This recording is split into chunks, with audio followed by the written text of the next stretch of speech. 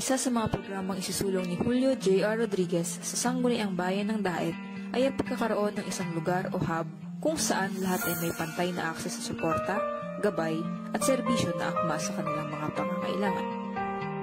Excited kaming ipakilala ang proyektong Daet Center for Equity and Inclusivity, isang inisyatibang makatutulong sa mga marginalized groups sa bayan ng Daet.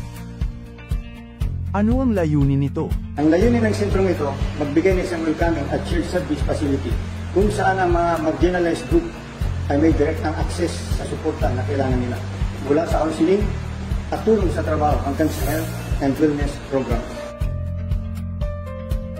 Ito ang magiging espasyo kung saan lahat ng mga programa at serbisyo ay magkakasamang matatagpuan sa mga sektor tulad ng person with disabilities, mga nakatatanda at gender and development. Kasama rin sa inisyatibang ito ang isang espesyal na unit sa ilalim ng Municipal Social Welfare and Development Office. Ang unit na ito ay tutok sa mga batang lansangan, mga palaboy at mga individual na may mental health challenges.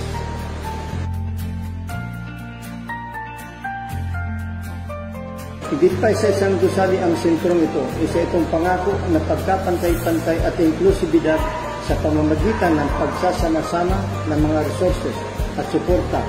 Umbikatan ng isang espasyo kung saan lahat ay pakiramdam na sila ay pinapahalagahan, ligtas at may kakayahang umasenso. Magkasama natin mabubuo ang mas magandang hinaharap. Isang hinaharap kung saan bawat isa ay may pagkakataong makita, masuportahan at mapalakas.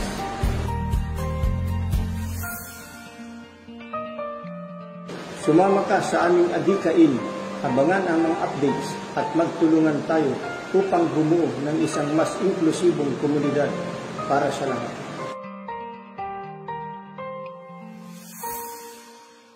Serbisyong derecho sa ating mga tao, si J.R. Rodriguez.